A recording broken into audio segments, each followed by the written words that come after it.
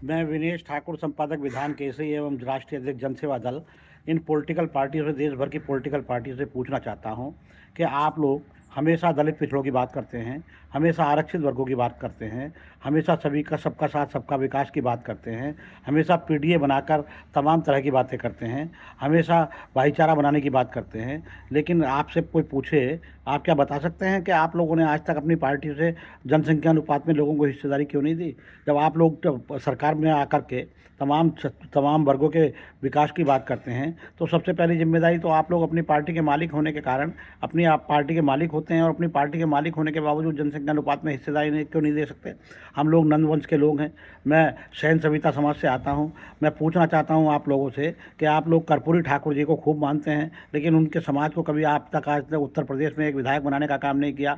मैं आप लोगों से पूछना चाहता हूं, क्या पाल प्रजापति, सैनिक, कश्यप, विश्वकर्मा समाज के लोग, मार तमाम अति पिछड़ी जातियों के लोग, वाल्मीकि समाज के लोग, कोरी समाज के लोग, खटीक समाज के लोग मार उत्तर प्रदेश में नहीं देश भर में रहते हैं? क्या आप लोग कभी सोचते हैं कि इनकी जनसंख्या कितनी है? मैं पूछना चाहता हूं आप लोगों से। अभी बहुजन समाज पार्टी के लोग हैं, अभी बहुजन मिशन बताने वाले लोग हैं।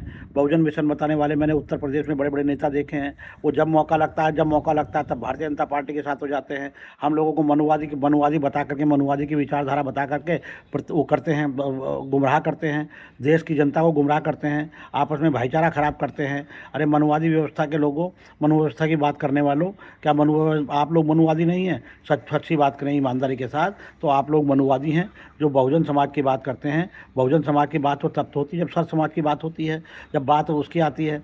मैं गारंटी के साथ कह सकता हूँ कि देश भर में तमाम बार सरकार बनाने का मौका मिला। हमारे नेताजी जो थे मुलायम सिंह यादव जी, वो देश के बड़े नेता रहे। बहन जी, जब एक बार समय आया तो कांग्रेस की सरकार चलाने का काम किया। कांग्रेस की करीब 4 बार सरकार चलाई होगी। मैं पूछना चाहता हूँ, जब आप सरकार से बाहर होते हैं तो तमाम तरह की बातें करते हैं, तभी सभी के विकास की बात करते हैं, लेकिन जब आप लोग सरकार में आ जाते हैं तो आप लोग सबको भूल जाते हैं। यदि आप लोग आज राहुल गांधी गांव-गांव घूम करके कह रहे हैं कि हम अति पिछड़ों और अति दलितों की बात करते हैं। यदि आप लोगों ने समय रहते ये काम किया होता, यदि आप लोगों ने सरकार में, आप तो सरकार चलाने वाले लोग रहे हैं, प्रधानमंत्री कोई भी रहे हों, लेकिन सरकार तो कांग्रेस के बड़े नेताओं ने चलाया है, खानदानी परिवारों ने चलाया है। मैं पूछना चाहता हूं, यदि वाकई आप लोग हमदर्द होते तो अपनी सरकारों में आप लोगों ने क्यों नहीं किया? जब सरकार से बाहर हो गए तो आज अति पिछड़ों की याद आ रही है। मैं पूछना चाहता हूं आप लोगों से, मैं कहना चाहता हूं बहुजन समाज के लोगों से भी कि जो बहुजन, अगर दलितों में जन्मा है तो वो बहुजन समाज का हो गया, अति पिछड़ों में जन्मा तो वो बहुजन समाज का नहीं हुआ। क्या भेदभाव बना रखा है? आप लोग मनुवादी व्यवस्था बता करके आप लोग खुद मनुवाद फैलाते हैं। आप लोगों को सचेत होना चाहिए कि आज पढ़े लिखे लोग हैं, आज लोग समझ चुके हैं कि भाई हम सबसे बड़े दुश्मन तो हमारे घर का परिवार का होता है, जो हमारे हक अधिकारों की लूट करता है, जो हमारे अधिकारों को बेचने का काम करता है, जो वोट के नाम पर जो अपना जुगाड़बाजी करने में लग जाते हैं। मैं कहना चाहता हूं देश के अति पिछड़ों से, अति पिछड़े वर्ग के लोगों से, मैं दलित समाज के लोगों से भी कहना चाहता हूं कि सुरक्षित सीटों पर लड़ाना, इनको पॉलिटिकल पार्टियों को सुरक्षित सीटों पर लड़ाना तो सुरक्षित जो एससी बीसी एसटी समाज के लोगों की वो मजबूरी है, को लड़ाना इनकी मजबूरी है।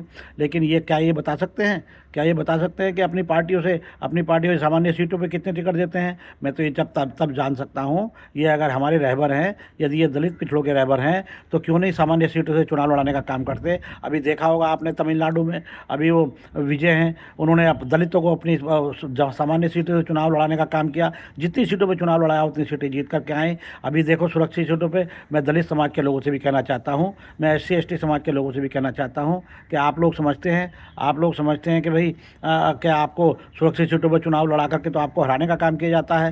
सुरक्षित सीटों पर चुनाव लड़ाना तो इनकी मजबूरी है। मैं तो तब मानता हूँ ये तो आपका दलित पिछड़ों का हित ऐसी, यदि ये सामान्य सीटों पर चुनाव लड़ा करके विधानसभा लोकसभा में भेजने का काम करे। मैं दावे के साथ कह सकता हूँ उत्तर प्रदेश की 403 विधानसभा सीटों पर, अगर 403 विधानसभा सीटों पर 100 अनुसूचित जाति के SC ST समाज के लोगों को चुनाव लड़ाया जाए तो सभी के सब जीत के जाएंगे, उसको कोई रोक नहीं पाएगा।